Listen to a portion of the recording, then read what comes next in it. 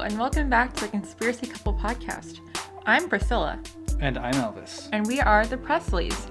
And today we are going to be filling in for Marisa and Ethan as we take over their hosting duties for the week. So thank you so much for having us. Elvis, how does it feel to be here? It's great to be alive. It's great to be alive. As you have always been. As I have always been. Yes. Yeah. Mm-hmm. Yes. So, welcome to the Halloween episode.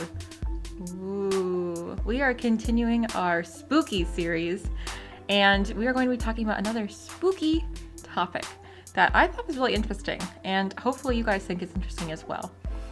Before we get started, I do want to amend from last week. Texas is in the South. 2 weeks ago. 2 weeks ago. Texas is in fact in the South.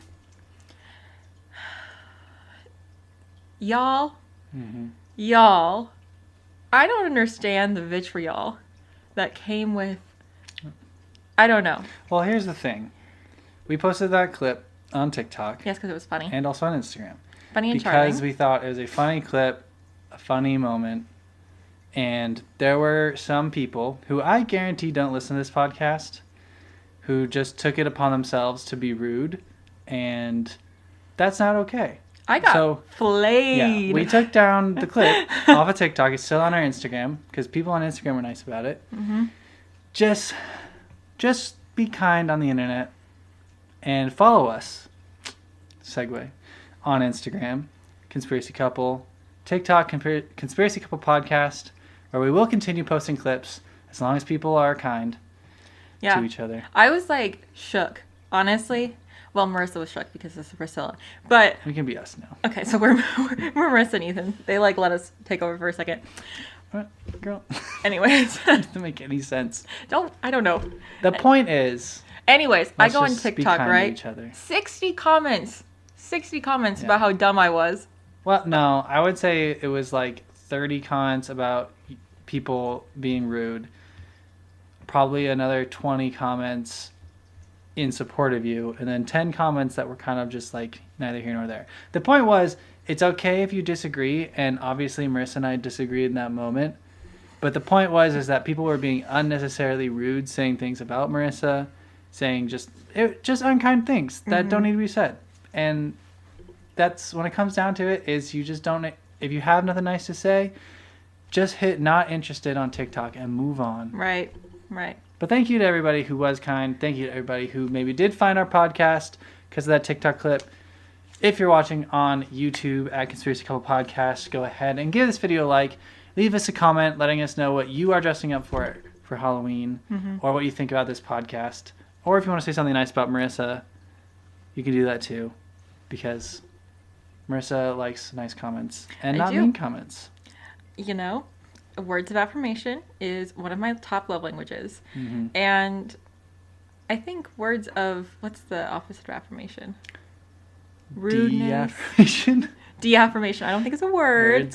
Words of being unkind. Yeah. Contrary to popular belief, not a love language. Yeah. Not a love language.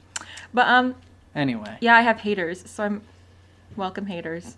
Anyways, we're gonna get into it because I love Halloween and we have a spooky story to tell you. Yes. So, Ethan, anything else before I pop right on in? No. Okay. So, today we are going to be discussing the scary legend of the Bell Witch Haunting. So, the Bell Witch Haunting story is an event that happened in the early 1800s. And this story, even though it's kind of considered like a ghost story, it's an actual true story. Oh. Like, pretty confirmed it involves a real family. But is there a conspiracy? There are some conspiracies over like what it was. Okay. And we're getting into it. So it involved a real family and real events that terrified this family, and they have still been basically unsolved as to what happened. So this story has captured the attention of people for centuries, with many movies and shows and even some plays based off of the encounter. And it has also been called America's Greatest Ghost Story. So this event took place in a town called Red River, Tennessee, which is now called Adams, Tennessee. And this centers around the family of a man named John Bell. with the events spanning between the years 1817 to 1821. So we're going to go to Red River, Tennessee. Okay. Red River, Tennessee was an agricultural area, and farming was the main, industry. It was also a very religious community, with churches being the epicenter of the communities. However, a common but darker practice in the area was the selling and ownership of slaves to work these huge farms that the town ran around. I mean, is Tennessee in the South? We're not doing this. We're not doing this.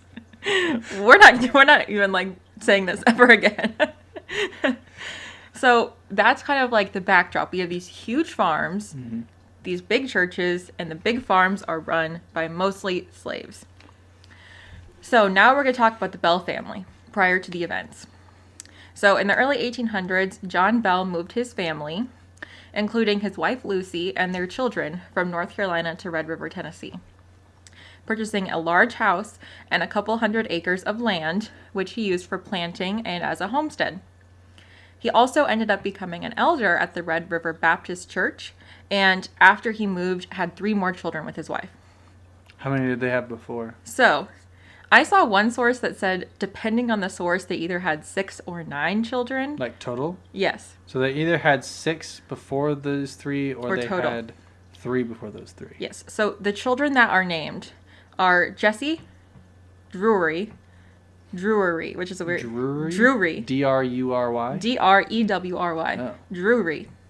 John Jr. I don't know why John Jr. wasn't the first one.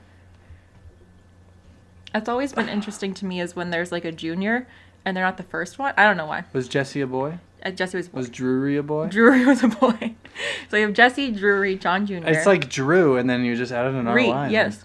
Do you think he went by Drew? I think he went by Drury. I hope he went by Drew. Benjamin, Esther, Zadok.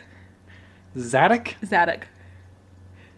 Elizabeth, who went by Betsy, Richard, and Joel. So 2 girls. 2 girls.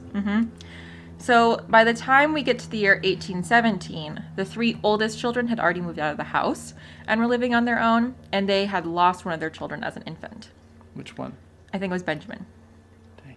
R.I.P. So the family enjoyed a very happy and successful life in their settlement and in their home, living a simple country life.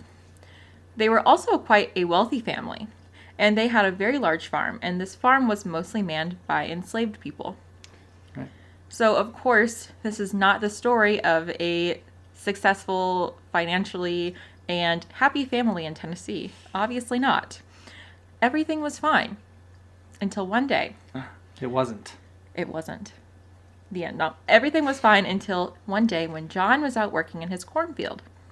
In the middle of the cornfield sat something unusual that caught his eye. A strange-looking animal that he had never seen before.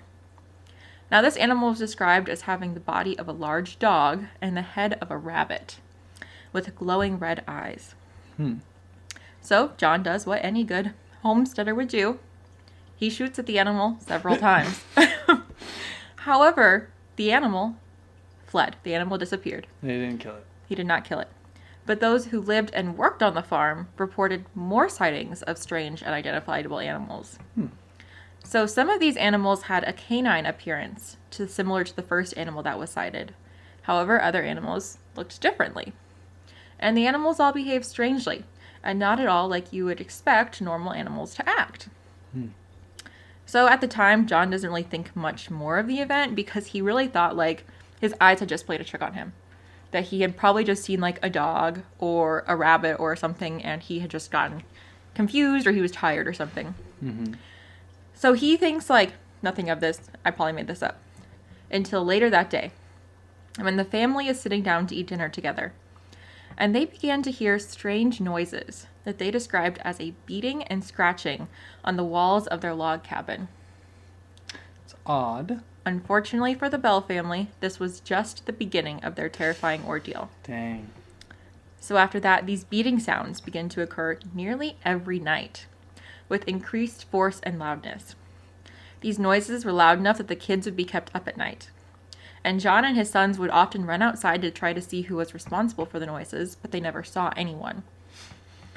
Those who were enslaved at the farm stated that they started to experience being locked out of rooms and doorways, and everyone present said that they saw dead man's candles, or strange lights that would appear in the woods around nightfall that would move closer to the farmhouse but never breach the property.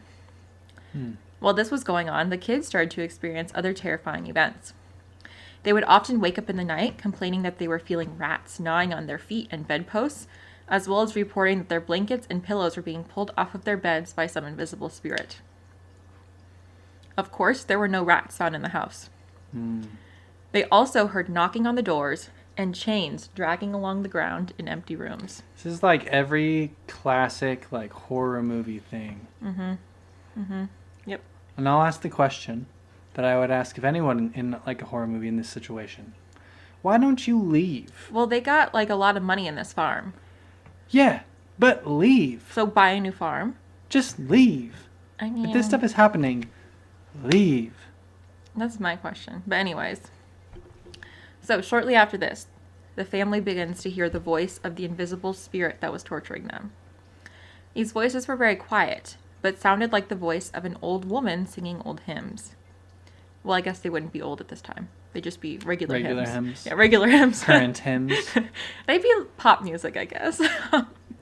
So the voice grew louder and continued singing hymns, quoting scripture, having full-on conversations, and even reciting sermons.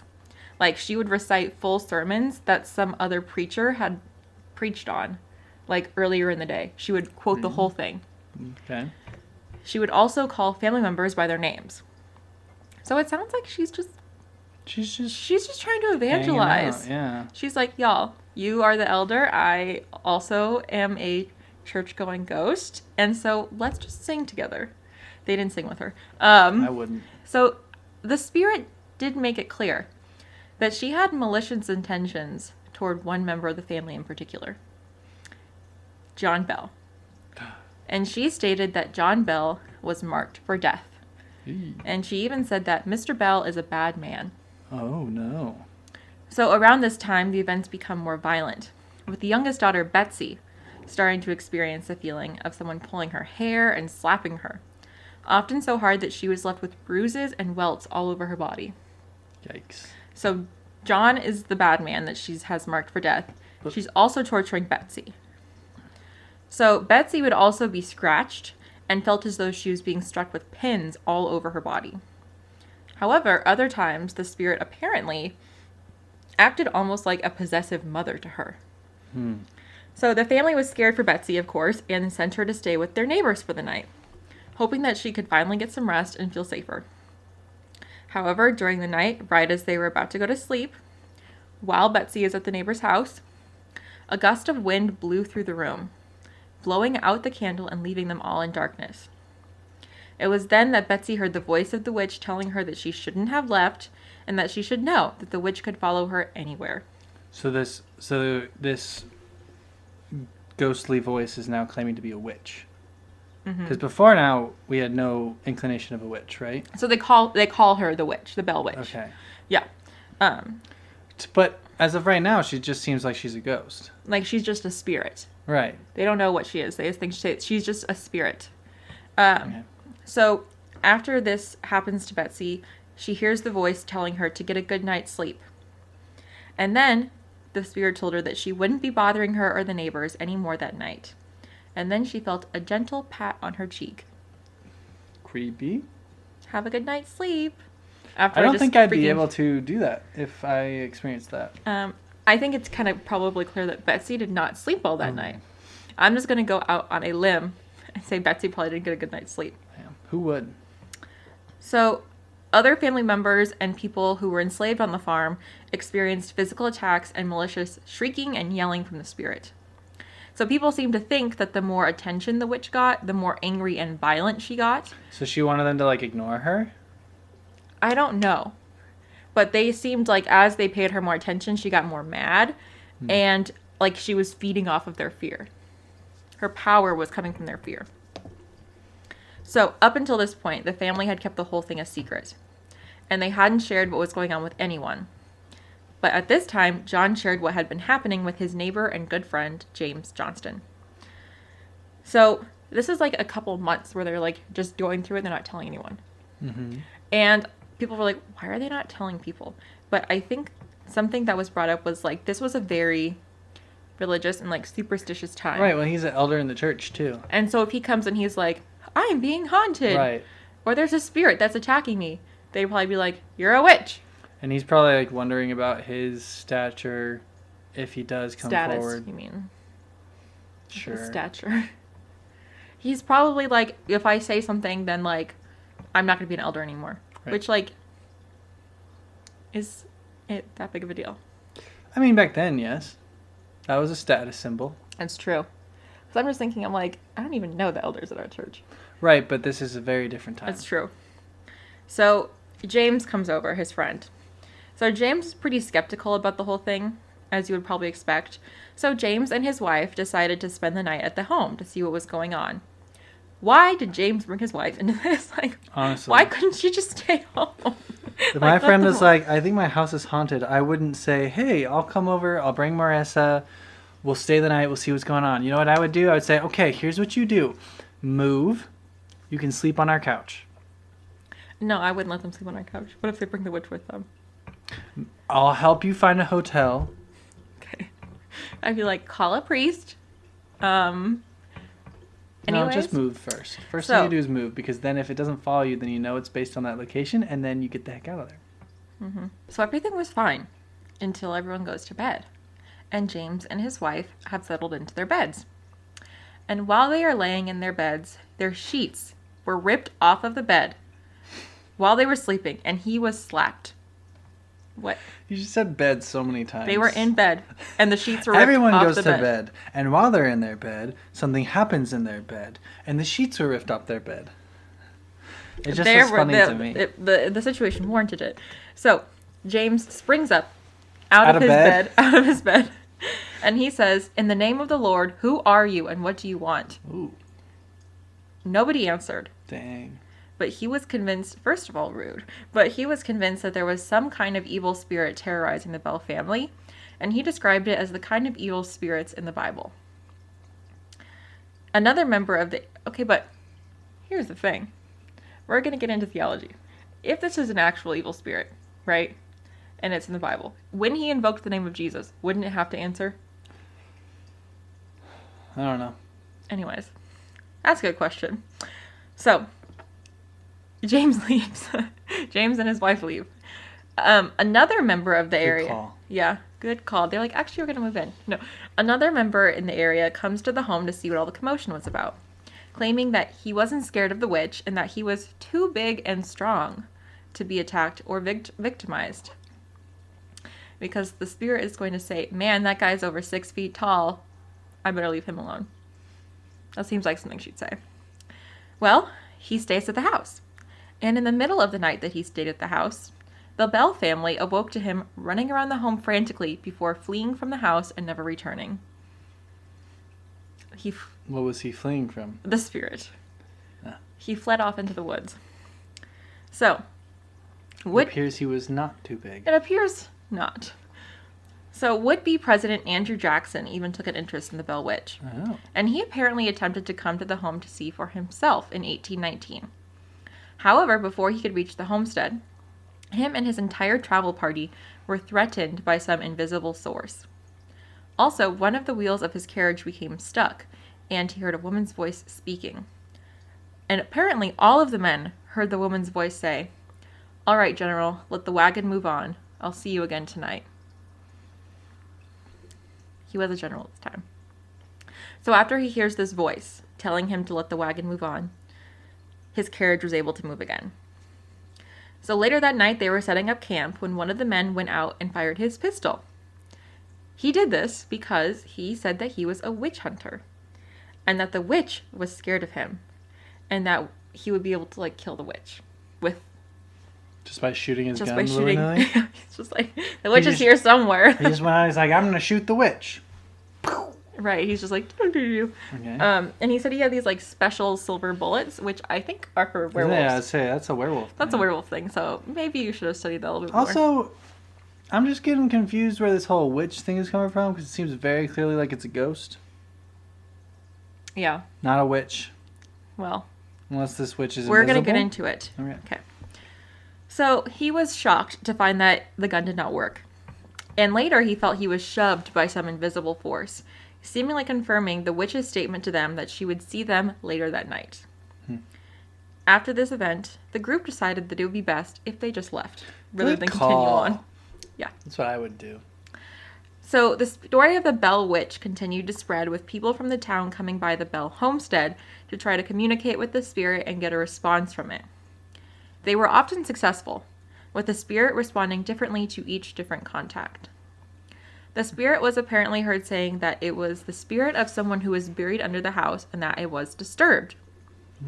It also said that it was looking for its tooth that was buried under the home. And now this was something that came up in every source, that it was looking for its tooth. And I'm like, why? Of all the body parts, why are you looking for your tooth? Like, you got a lot of them. Also, you're a ghost. Why do you need teeth? Yeah. I mean, you don't need to eat. And if you do, I mean, I think you could figure it out without your one tooth. But anyways. So, locals investigated the farm and discovered that there were, in fact, burial mounds in the acres of land. Specifically, Native American burial mounds. The spirit also said in a different instant that it was a spirit from everywhere. Heaven, hell, and the earth. Now, apparently, many people believed the spirit to be that of a woman who lived near John Bell. Or she was the witch that was causing the spirit to appear. Oh. And this woman was named Kate Batts. Well, her last name is Batts. So she's clearly a Now, witch. the reason that they said that it was Kate Batts is because the spirit identified itself as Kate Batts.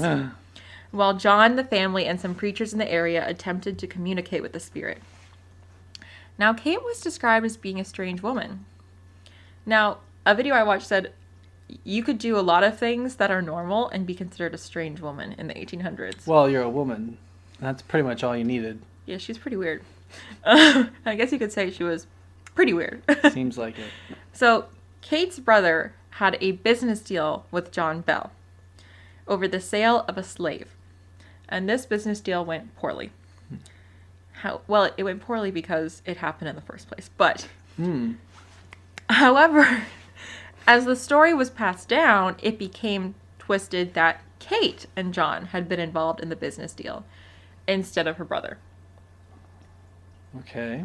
That doesn't seem like something that would happen in the 1800s. That Kate would be in charge of the sale. Yeah. Especially if she had a brother or a dad that was still alive. Even if she didn't. Like, I feel like that wouldn't have happened. But apparently... Just based on my knowledge of how the people were treated in the 1800s, it doesn't feel like... Kate was the one who apparently was involved in this deal with John Bell. But it was actually her brother. So Kate vehemently denied that she was involved in witchcraft or in what was happening to the Bell family. But as we know, claiming to not be a witch is the telltale sign of being a witch. You are a witch. So when she said, I am not a witch, she basically said, I am a witch. Yeah. Which is, when they say not, it means nothing. So when they say, I am not a witch, that's a confession that they are a witch. Yeah. As we learned in the Salem witch trials. Yes, that's correct. So many people just called the spirit Kate. But she's a person. So they thought that she was a witch that was projecting her spirit onto the house. Interesting. Yep. So most people would call it Kate. So John Bell was not the only one the spirit had a specific anger towards, but as I mentioned, his daughter Betsy. Right. So remember how she was being physically harmed by the spirit? This continued. And the spirit apparently said, now this is very weird. The spirit apparently said that she did not want Betsy to marry her childhood sweetheart and neighbor, Joshua Gardner. So Betsy was engaged to this guy, Joshua. So Betsy said that apparently the spirit would torture her and attack her and tell her not to marry this guy. How old is Betsy? I have no idea how old Betsy was at this time. So Betsy's engaged to Joshua, and the spirit is telling her not to marry him. So the attacks on Betsy were so aggressive that she was nearly driven mad, and she ended up telling Gardner that she could not marry him. So something that's very interesting to me is why? Like, why, if this is true, why is the spirit so into who Betsy is marrying? Right. Like, that to me is like, well, if it's Kate, why would Kate care who Betsy marries? Why would any witch care who Kate married? Right? And the spirit didn't mind when Betsy married her former teacher. Yes, okay? Her former teacher. So the spirit didn't want her to marry an age-appropriate man, but wanted her to marry her former teacher. Now, why does the spirit care? It doesn't make sense. Yeah, that's odd. Someone said Betsy was ghosting him. If you have puns like that, please leave them in our YouTube comment section. And so it was interesting because even though the spirit so strongly disliked John and had such strong feelings about Betsy, it seemed to like Lucy, calling her the most perfect woman ever. Lucy's John's wife, right? Correct. So I'm starting to wonder if Lucy is in fact the witch.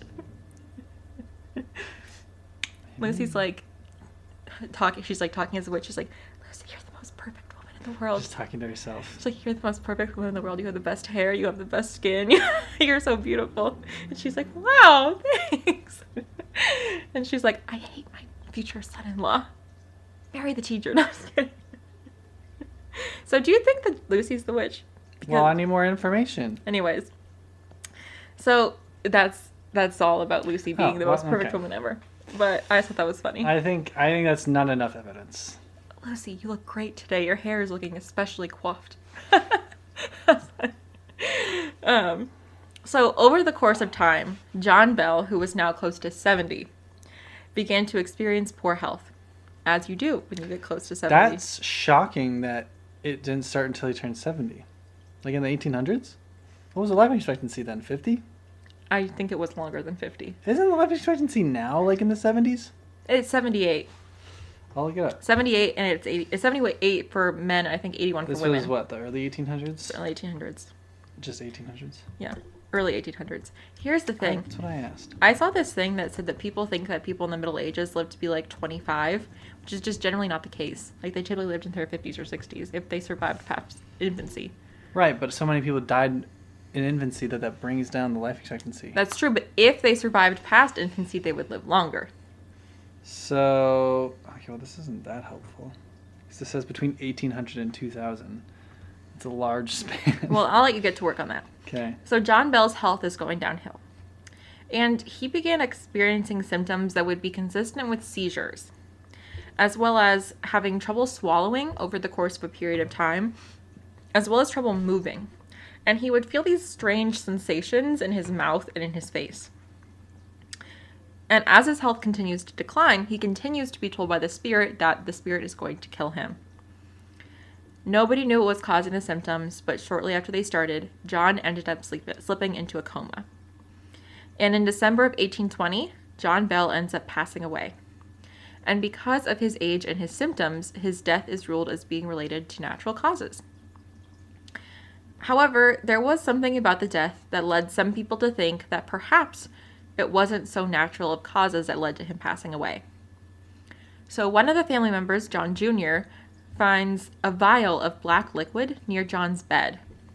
And after he finds it, he reportedly heard laughing and singing from the voice of the witch. She also spoke and claimed that she had killed John Bell with poison. So nobody in the family knew what the liquid was or how it got to be in the house. So the family decides to test this liquid on a poor little cat. Evil, right? First of all, prison for that. You should go to prison for that. So they feed the liquid to the cat. And when the cat passes away, they realize it's poison. They also apparently tossed some of the liquid into the fireplace and said that the flames burned blue for a moment. So, John Bell is dead. They find this black liquid. So they have the funeral. While people are leaving John Bell's funeral, the voice of the witch speaks up for all to hear. And this was a big attended funeral. A lot of people came. This witch starts laughing and singing and essentially gloating that she had accomplished her goal of killing John Bell. After he was buried, there was silence from the witch and peace for the first time in years. Now Betsy ended up marrying someone else, her former teacher, and moves out of state. And one of their sons, Richard, who was only 6 when the events first started, wrote a book about what his family experienced. So after John dies, the witch tells the family that she will be leaving, but that she will be back in 7 years. 7 years later, in 1828, there are still some of the Bell children living in the home, notably John Jr. and his wife. So side note, John Jr. and one of his brothers ended up marrying sisters. And I think another brother also married one of the sisters, but then he married someone else later. Interesting. So, as you mentioned, why not move? I don't understand. So, 7 years later, they say that the witch has returned, as she said she would, as evidenced by the same knocking that had preceded her presence all those years ago. However, she wasn't angry this time. She just kind of hung out and talked with John Bell Jr. for 3 days before disappearing again and saying that she would be back in 1935 to haunt John Jr.'s most direct descendant. Now, there is no reported haunting from the witch in the year 1935. Maybe she overslept. Girl, witches don't sleep. Well, what was she doing in between then? I don't know what she was doing. I think she was sleeping. However, the descendant of John Bell Jr., who would have been the next person to be visited, was a neurologist who wrote a book about the whole thing. Nice. However, there is another Bell family descendant, Bob Bell. Bob Bell? Who was the 5th great-grandson of John Bell. And he came forward in 2018 and discussed some of the strange events that he and his grandmother experienced in her home. So he said that the china in her cabinets would fly off of the wall and land on the floor without breaking or without cause. He also said that he heard strange noises in his grandma's home, including heavy footsteps coming down the hallway that weren't coming from a person.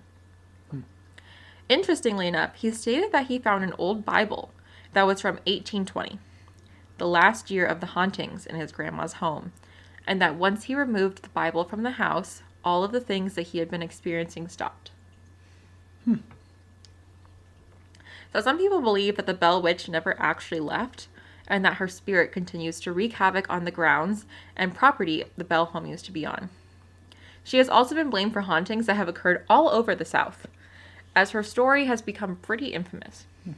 And there's the Bell Witch Caves, which are a really big tourist attraction. I don't think I'll be going to those ones. I'd be like, Kate, Lucy, whoever you are, I'm sure you look great. You look stunning, girl. Girl, you look great. You're glowing. You have a wonderful voice. I heard you sing, and I think you have a wonderful voice. I think it's okay what you did to all those people. Yeah, like, who cares, right? Like, they deserved it. I don't mind. So a lot of historians also question the validity of the encounter and a lot of the events surrounding it, including the death of John Bell and the visit of Andrew Jackson. So someone says Andrew Jackson was in a different place at this time. There's no way he could have visited the Bell family home. However, I feel like record keeping in that time, like, wasn't the same. Like, they didn't have Andrew Jackson's planner that was like, today I went to the Bell family home. Probably not. So, like, it very well could be just, like, the legend, or it could have happened.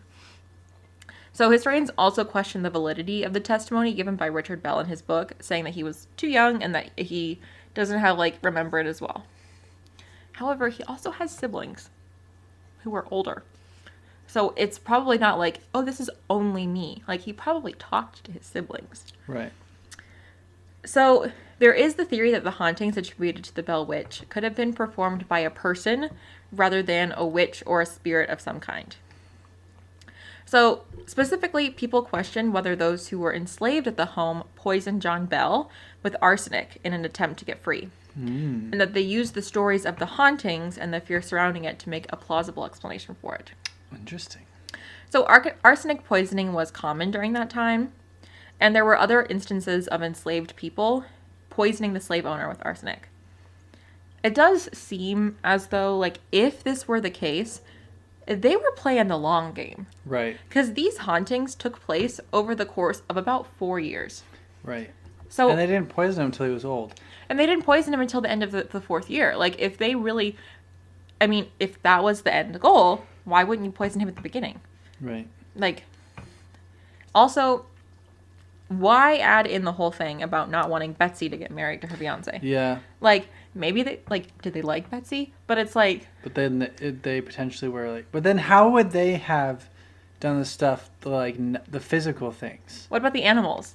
Yeah, like, how does that... That doesn't explain everything. It explains maybe they used this to cover up killing John Bell, but it doesn't explain everything.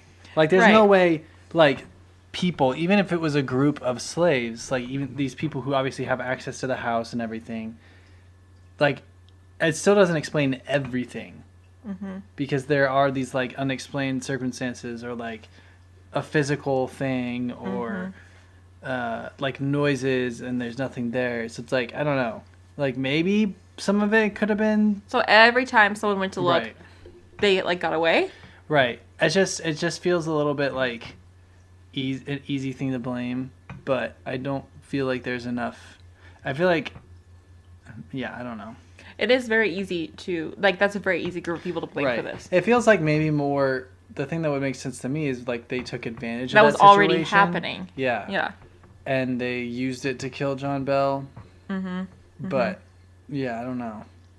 It's hard to pull off a haunting, I feel like. I mean, maybe in the 1800s, it was probably a lot easier to pull off a fake haunting, than it would be, like, now. I don't know how... Yeah, I don't we know. have video cameras and things now. Right. So, it's easier to catch people, is my point. Yeah. But, like, back then, obviously, that wasn't a thing. So, maybe. So, another person... And plus, if you already believed you're being haunted, then you're going to hear things, and you maybe are, like, more inclined to believe, like, oh, like, that's a spirit or something, you know? Yeah. So it's certainly confirmation possible, bias. It certainly is possible. Yeah. So another person who is often tied to the hauntings as a possible culprit is Kate or Mary Catherine Batts. So obviously, we talked about this earlier. She had a dispute with the family because of a dispute. She had a dispute with the family because of some issue her relative and John had over the sale of a slave. Her brother? It was her brother. So after this, there was a bit of a feud between the families. Also, the voice of the witch answered to Kate. What? Oh, if you said, yeah, right. If you addressed it as Kate, she would say, yeah. No, she wouldn't say it like that, but... Yes. Hello, present. No, I'm just kidding.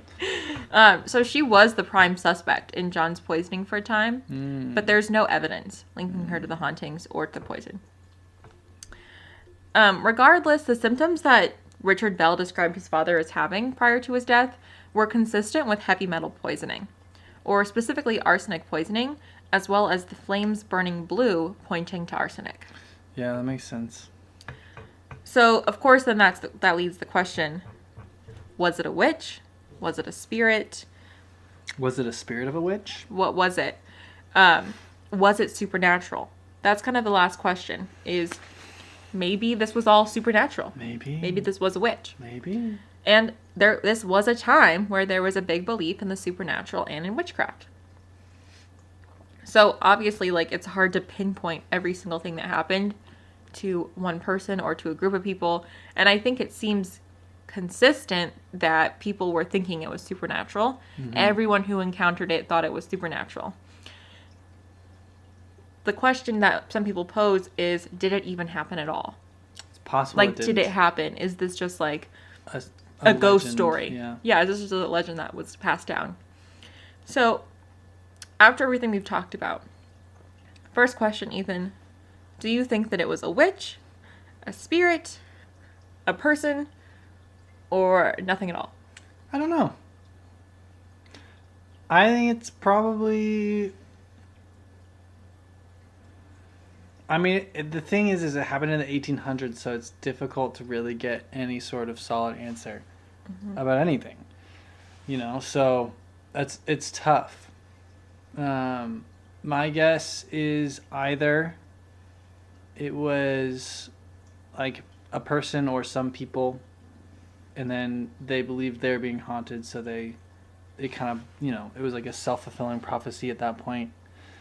Or This is just unrelated. Okay, so you think it was either a person... I mean, John was probably poisoned. Or was definitely poisoned by somebody. Maybe it was Lucy. I don't know. Maybe. I don't know. Lucy was never brought up as like a culprit. That was just me. So you think that it was probably a person who started it. I really don't know. Oh, okay. It's tough because it's the 1800s, so it's like not like there's a lot of evidence one way or another. Mm-hmm. It's just a story. And stories, get exaggerated over time all the time. Like, who knows? In the big game of telephone that was this story being told, how many things got changed, how many details. Mm-hmm. Who knows? Yeah. What do I think? I'm glad you asked, Ethan. What do you think? This is tough because I feel like I don't really know what to think. Like, I don't think that it was... Like, I probably think it happened just because there's so many people who were apparently confirming that it happened. Mm-hmm. And it's like, we know the Bell family was a real family. We know these people, like, existed as they were, like, described in the story. Mm-hmm. And it seems like there were a lot of people who confirmed that the events were weird. And who confirmed that the events, like, were mysterious. Mm-hmm. And so it kind of leads me to think, like, I don't think it was a witch that was, like, projecting their spirit into the home. Like, I don't even know if that's possible. But I do, like, I think I tend to think more that if there was something happening, it was probably more supernatural. Just because I feel like it would be really hard to carry on, like, a person or a group of people. I feel like it'd be really hard to carry on for so long without slipping up. Mm-hmm. Or without, like, being caught. Like, if you were, like, dragging chains along the house or on the floor in the house, or if you were, like, gnawing at the bedpost like a little rat, like, eventually someone's gonna open their eyes and see you. Right. Like, I feel like you can't carry on with as much that was happening for a long period of time without getting caught. So I do think that, like, if it happened, it was probably something supernatural. And I do think that it's very obvious that it was targeting John, because after he died, there was obviously, like, a peace and then, like, a tone shift. So I don't know what that really means about, like, who the culprit could be, but it's obvious that there was, like, that John was the target. Right. So, any final thoughts? We want to know what you guys think. What do you think of this? Do you think this was, like, an actual event that occurred? Do you think that this was, like, supernatural? Do you think this was a person? Do you think it was a witch? And tell us why you think that. Also, tell us what you're gonna be, what you dressed up as or are dressing up as for Halloween. Post a picture. Send us a picture if you want to. We'd be happy to see it. Yeah. And we thank you guys for tuning in. And we will be back in 1 week. Bye. Bye.